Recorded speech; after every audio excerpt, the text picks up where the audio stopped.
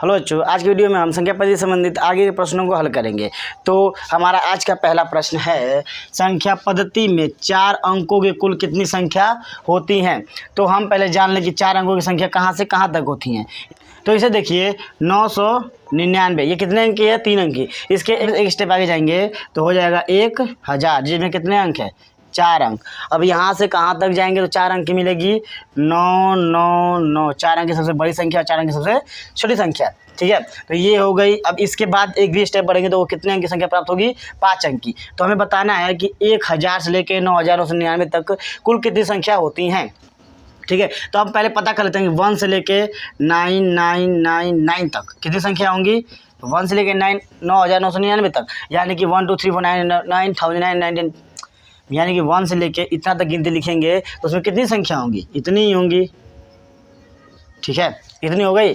अब इसको छोड़कर हमको कितना घटाना है, 3 अंक की संख्या गायब कर दें। देखिए 1 से लेकर यहाँ तक लिखे हैं तो उसमें 1 अंक की संख्या, 2 अंक की संख्या, 3 अंक की संख्या, सभी संख्या हैं। तो हम 3 अंक की संख्याओं तक जितनी संख्या आती हैं उन सबको इसमें घटा देंगे तो हमें पता चल जाएगा कि कितनी संख्या 4 अंक की प्राप्त होंगी। तो देखिए 3 अंक की संख्या 999 तक आती हैं, मतलब इससे पीछे 3 अंक की, 2 अंक की, 1 अंक की सभी संख्याएँ हैं। तो हम क्या करेंगे, 999 को इसमें से घटा देंगे। तो 999 घटाइए, क्या आएगा, 0009, यानी कि 9000। ठीक है, 9000 क्या है, 4 अंकों की संख्या किसमें प्राप्त होती है, संख्या पद्धति में, मतलब कि 9000 संख्या होंगी 4 अंकों की। ठीक है, तो अब एक और तरीका होता है, जितने अंक की कहेगा ना, प्रथम अंक 9 रखिए और 4 अंक की कहा है तो 9 के साथ 4 अंक बनाइए 0 लेकर। ठीक है, 0 लेकर 9 के साथ 4 अंक बन गए। तो ये क्या हो गए, 9000। बोलेगा 2 अंक की, तो 2 अंक की कितनी होंगी, 9 और 1 0, 90। मतलब कि संख्या पद्धति में 2 अंकों की 90 संख्याएं होती हैं। 3 अंक की बोल दिया तो 900। कैसे, अभी देखिए निकाल देते हैं। जैसे 2 अंकों की कहाँ से कहाँ तक होगी, 10 से लेकर 99 तक, 100 जाएंगे 300 होगा। तो अब हम मानते हैं 1 से लेकर 99 तक कितनी संख्या होंगी, 99, मतलब 1 से लेकर 99 तक गिनती गिनेंगे तो 99 संख्या होगी। तो अब हम 1 से लेकर 10 तक की नहीं, क्योंकि 10 लेंगे, 10 घटाएंगे 10 लेकर तो क्या होगा, ये 2 अंक की है कि हमको 2 अंक की प्राप्त करना है। तो 2 अंक की क्यों घटाएं, इसलिए 1 अंक की घटाएंगे 9 तक। इतनी संख्या इसमें से क्या करेंगे, घटा देंगे। तो 9 घटाएंगे तो कितना बचेगा, 90। तो 2 अंक की कितनी संख्या प्राप्त हुई, 90। इसी तरह हम 3 अंक की प्राप्त करेंगे। ठीक है, तो 3 अंक की पता करने के लिए 1 से लेके 999, ये क्या है, 3 अंक की संख्या होती है। इसमें से हमको 99 तक घटा देना, क्योंकि ये 2 अंक की, इसके बाद जाएंगे तो 3 अंक की प्राप्त होगी। तो इसमें से 99 घटाएंगे तो कितना आया, 900, यानी कि 3 अंक की 900 संख्या है, 2 अंक की 90 संख्या है, 4 अंक की 9000 संख्या है, 1 अंक की 9 संख्या है और 5 अंक की 90,000। ठीक है, इसी प्रकार 6 अंक की, 7 अंक की, कितने अंक की जब पूछेगा कुल कितनी संख्याएं होती हैं तो हम 1 आगे 9 लगाएंगे और 0 के साथ जितने अंक की संख्या बोलेगा उतने अंकों की संख्या बना देंगे 0 के साथ लगाकर। ठीक है, अब देखते हैं अगले प्रश्न में क्या पूछा है।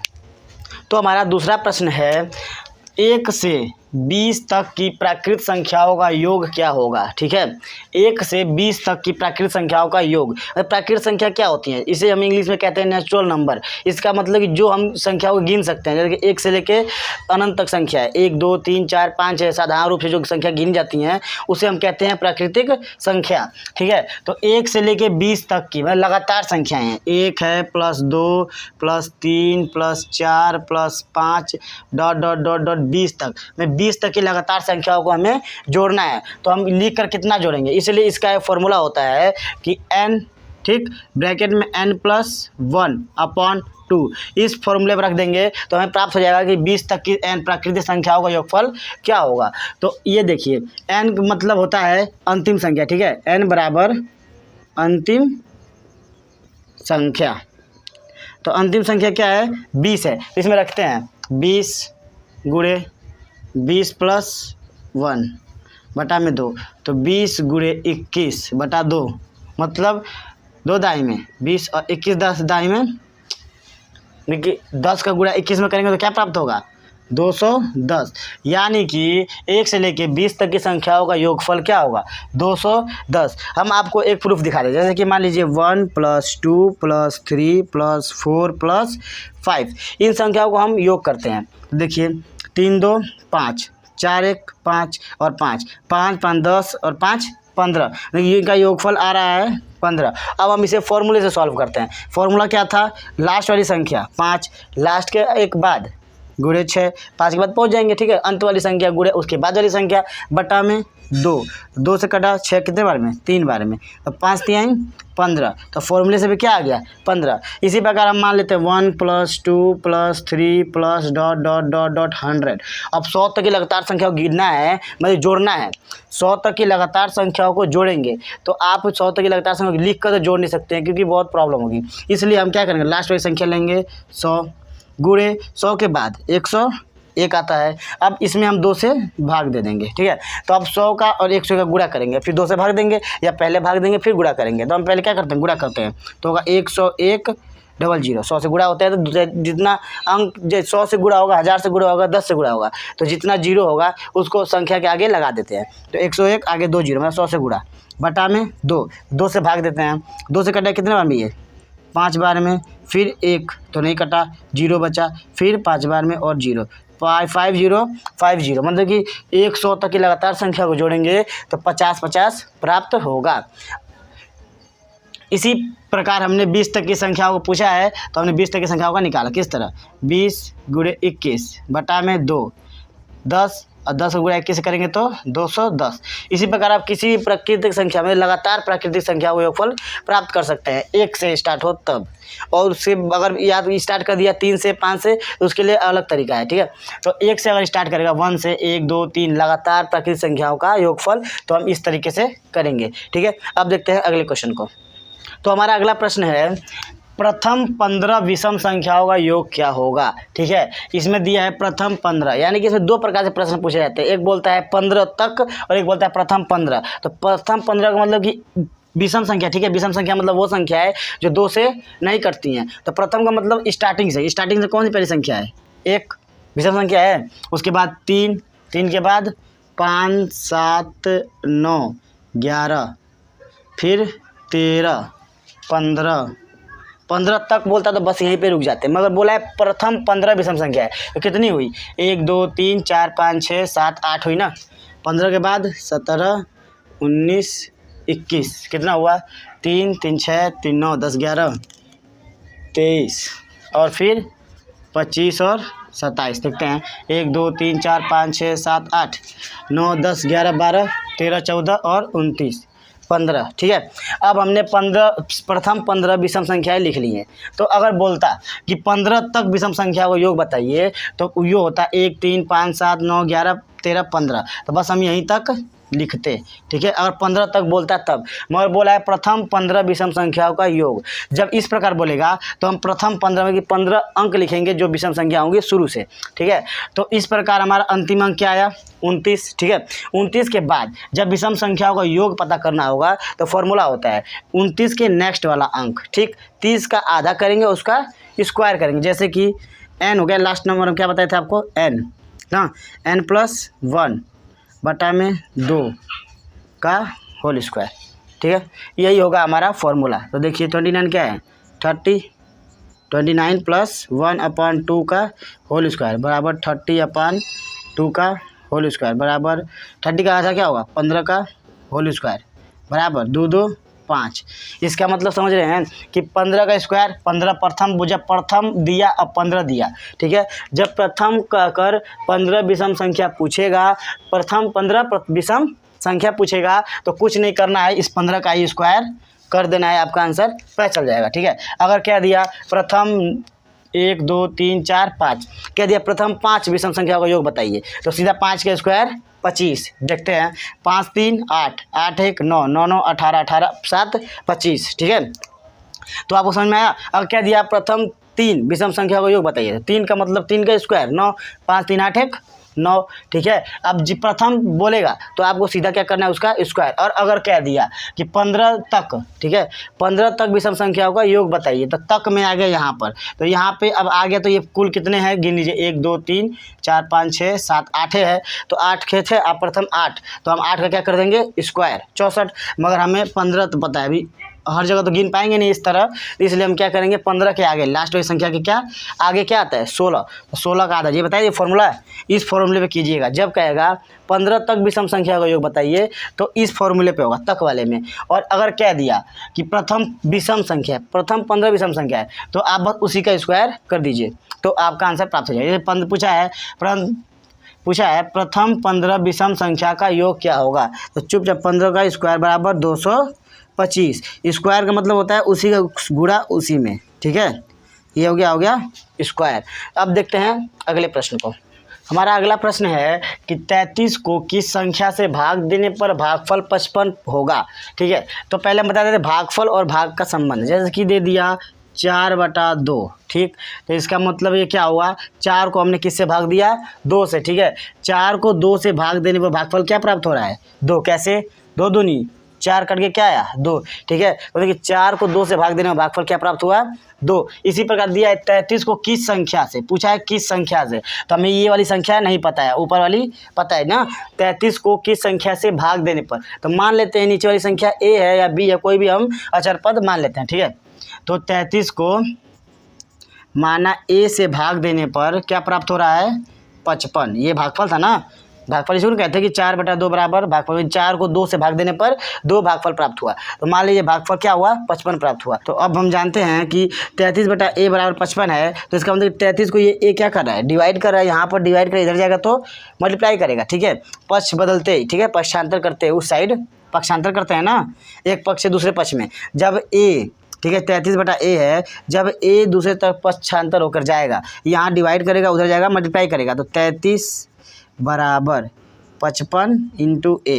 यहाँ पे क्या था भाग था, भाग दे रहा था a, और यहाँ क्या तो मल्टीप्लाई कर रहा है। तो अब यहाँ मल्टीप्लाई कर रहा है तो हमको a का मान पता करना है, ठीक है। a को अकेला करना है, तो हम पक्ष को बदल सकते हैं बिना कुछ परिवर्तन किए, ठीक है। इसको पूरे पक्ष को इधर ले आते हैं, 55 गुणे a बराबर 33। देखिए इसको उसी तरह उसी तरह का बदल दिया था उधर। अब हम क्या करेंगे a को अकेला छोड़ेंगे और 55 यहाँ गुणा कर इधर जाएगा तो भाग देगा, तो a बराबर 33, 55 गुणा कर रहा है, यहाँ आएगा तो भाग करेगा, तो क्या हो गया a इक्वल टू, ये किस टेबल से कट रहे हैं, ठीक है, ये किससे कट रहे हैं 11 से, 11 तिहाई 33 और 11 पाँचे 55। इसका मतलब जो हमारा a है वो क्या आ गया 3/5, ठीक है। तो पूछा है 33 को किस संख्या से भाग देने पर, तो इसका मतलब 33 को अगर हम 3/5 से भाग देंगे तो हमें 55 प्राप्त होगा। कैसे देखिए 33 भागे 3/5, भाग का मतलब होता है जब हम भाग दिया है ना 33 भागे 3/5, तो इसका मतलब कि जब हम इसको मल्टीप्लाई करेंगे तो ये पलट जाता है, ठीक है। तो 33 गुणे 5/3, अब देखिए कटेगा 3 से 33, 11 बार में 11 पाँचे 55 आ गया ना। 33 को इससे भाग दिया 55, इसीलिए हमने क्या किया पहले a माना है, ठीक है। इस प्रकार प्रश्न को इस तरह आप कर सकते हैं। अब देखते हैं अगले प्रश्न को। तो अगला प्रश्न दिया है कि 15 से कम धनात्मक विषम संख्याओं का योगफल कितना होगा, ठीक है। तो पहले हम किसको समझते हैं धनात्मक विषम संख्याओं को, ठीक है। इसका मतलब धन संख्या होनी चाहिए, 15 से कम होनी चाहिए और विषम होनी चाहिए। विषम का मतलब वो संख्या है जो 2 से नहीं कटती हैं, और धनात्मक मतलब कि 1 से कम ना हो, ठीक है, 0 से नीचे में माइनस में ना हो, प्लस में ही हो, और 15 से कम हो। तो कौन सी होंगी 1 हो गई विषम संख्या, फिर 3, फिर 5, 7, 9, 11 और 13 लिखा है 15 से कम, तो 15 को नहीं लेंगे, ठीक है। 15 से कम का है ना, इसलिए 15 को नहीं लेंगे। 13 के बाद 14 आता है, तो ये क्या है विषम संख्या नहीं है, ये सम संख्या है, इसलिए हम बस इतनी संख्याओं का योग करेंगे, ठीक है। तो अब हम क्या करते हैं 13 के बाद, ये बताए थे नियम ना कि विषम संख्या को योगफल पता करने के लिए जो अंतिम संख्या होती है उसके बाद वाली संख्या का आधा करते हैं और उसका स्क्वायर निकालते। फॉर्मूला होता है लास्ट वाली संख्या n+1/2 का होल स्क्वायर, ठीक है। n बराबर अंतिम संख्या, ठीक। तो हम क्या करेंगे 13 + 1/2 का होल वर्ग यानी 14/2 का होल वर्ग यानी कि 7 का स्क्वायर यानी कि 49। इसी को हमने कहा था कि इसके आगे वाली संख्या 13 के बाद 14, 14 का आधा 7, 7 का वर्ग 49, यही हो गया हमारा आंसर। देखिए इस प्रश्न का आंसर क्या है 49। इस प्रकार के प्रश्नों को आप इसी प्रकार हल कर सकते हैं, ठीक है। अब देखते हैं अगले प्रश्न को। तो हमारा अगला प्रश्न है कि 4 अंकों की बड़ी से बड़ी तथा 3 अंकों की छोटी से छोटी संख्या का अंतर बताइए। तो ये बहुत ही आसान प्रश्न है। कैसे कि 4 अंकों की बड़ी से बड़ी संख्या, तो सबसे बड़े अंक को हम 4 बार लिखते हैं। क्या? 9 9 9 9, 4 अंक की बड़ी से बड़ी संख्या बन जाती है। अब बोला है 3 अंक की छोटी से छोटी संख्या, तो 3 अंक की छोटी छोटी संख्या बनाने के लिए सबसे छोटे अंक को लिखते हैं कितनी बार? 3 बार। तो 0 0 0, इसका कोई महत्व है? कोई संख्या है नहीं ना। 0 0 0 कितनी बार भी लिखेंगे? 0 ही होगा। इसलिए इससे पहले हम इससे बाद के इससे एक बड़े अंक को लिखते हैं। जैसे क्या? 1। अभी इसके बाद सबसे छोटा अंक कौन सा है? 1। इसलिए हम आगे लिखेंगे 1 को। अब उसके बाद 0 को लगाते हैं। कितने बार? 2 बार, क्योंकि एक तो 1 हो गया और 2 ये, तो क्या हो गया? 3 अंक की सबसे छोटी संख्या बन गई तथा 3 अंकों की छोटी छोटी संख्या, तो 3 अंक की सबसे छोटी संख्या बन गई। अब का इनका अंतर बताइए, मतलब घटा दीजिए। तो 9 9 9 9, ये कितना? 4 अंक की बड़ी संख्या, इसमें से 3 अंक की छोटी संख्या घटेगी तो आएगा 9 9 9 में से बन गया 8 9। ठीक है, तो इस प्रश्न का आंसर क्या होगा? 9899। इस प्रकार के प्रश्नों को आप इस प्रकार कर सकते हैं। अब देखते हैं अगले प्रश्न को। तो हमारा अगला प्रश्न है कि 4318 में किस संख्या से भाग दे कि भागफल 17 आए। इसी प्रकार के प्रश्नों को हमने अभी किया था, जिसमें 33 और 55 दिया था कि 33 को किस संख्या से भाग दे कि 55 प्राप्त हो।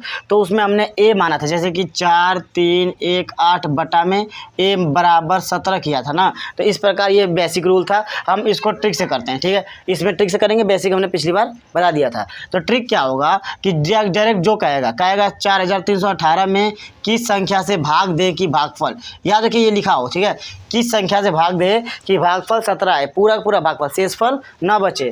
भागफल क्या है? 17 है। तो कुछ नहीं करना है, उस संख्या से डायरेक्ट इसको डिवाइड कर देना है, वही हमारा आंसर होगा। जैसे कि 4 3 1 8 को 17 से भाग दे देंगे। ठीक है, तो इस प्रकार हमारे इस प्रश्न का जवाब आता है 254। 4318 में 254 से भाग देने पर भागफल 17 आएगा। ठीक है, इस प्रकार भाग करके दिखा देता आसान तरीके से। जैसे कि 4 3 1 8, 17 से भाग देंगे। 17 दूना 34, घटाइएगा 0 9, उतरा 1। 17 पचे 85, घटाएंगे तो क्या आएगा? 0 6, उतरा 68। 7 चौके 68, पूरा क्या हुआ? कट गया। तो हमारा आंसर क्या है? 254। यानी कि 254 से इसमें भाग देंगे तो हमारा आंसर 17 आ जाएगा। इसलिए इसका आंसर सही जवाब होगा 254। इस प्रकार के प्रश्नों को आप इस प्रकार हल कर सकते हैं। ठीक है, अब देखते हैं अगले प्रश्न को।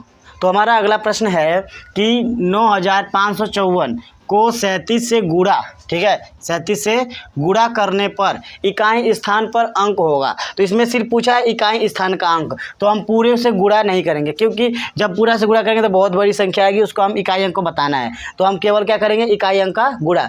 जब भी इकाई अंक पूछेगा तो केवल जो भी पूछेगा करने के लिए वो हम सिर्फ इकाई अंक से करेंगे। जैसे देखिए, मान दे दिया 12 गुणे 12। ठीक, अब कह दिया कि इसका इकाई अंक बताइए। तो इकाई अंक देखिए, हम इकाई अंक से गुणा करते हैं। 2 दूनी 4, तो इसका इकाई अंक आंसर आया 4। अब हम पूरी संख्या गुणा करके आपको दिखा देते हैं। तो 12 गुणा इसमें करें, 12 दूना 24 का 4 से लगा 2, 12 कम 12 2 14, तो 144। मगर फिर भी इकाई अंक क्या आया? 4 ही आया ना। इसलिए कभी भी कोई संख्या बड़ी से बड़ी होगी उसका हम गुणा करेंगे तो उसका इकाई अंक और इकाई अंक का गुणा करेंगे तो इकाई अंक दोनों सेम आएगा। ठीक है, इकाई अंक मतलब कि वंस डिजिट। जैसे देख लीजिए, इस प्रकार हो गया क्वेश्चन 6 8 9 4 5 × 2 3 9 6 2 8 2। ठीक है, अब हम इतनी बड़ी संख्या गुणा तो करेंगे नहीं, इसका भी पूछ दिया जाता है कि इकाई अंक बताइए। तो इकाई अंक के लिए सिर्फ क्या करेंगे? इसका इकाई अंक और इसके इकाई अंक का गुणा करेंगे, तो उसका जो इकाई गुणनफल का जो इकाई अंक होगा वही होगा इकाई अंक। जैसे कि 5 दूना 10, 10 का 0 10 होगा, मगर 0 के बाद एक कैरी आगे वाले पे चला जाता है, इसलिए इकाई अंक इस प्रश्न में क्या हुआ? 0। ठीक है, तब हम अपने प्रश्न को देखते हैं। हमारे प्रश्न में दिया है 9554 में 37 से गुणा करने पर इकाई अंक।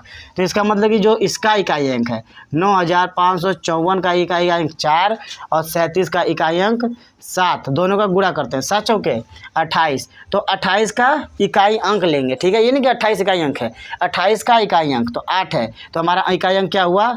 8 आंसर हो गया। ठीक है, बस इकाई अंक में इस तरीके से बता सकते हैं, ये नहीं कि दहाई, सैकड़ा, हज़ार, सिर्फ इस तरीके से इकाई अंक ही बता सकते हैं। और इस प्रकार के प्रश्नों में सिर्फ हमसे इकाई अंक ही पूछता है, बड़ा बड़ा गुणा भाग दे देगा और पूछेगा इकाई अंक। ठीक है, इस प्रकार के प्रश्नों को आप इस प्रकार कर सकते हैं। अब मिलते हैं अगले वीडियो में, और अगले वीडियो में हम इससे बेहतरीन प्रश्नों को लाएंगे। ठीक है, जय हिंद।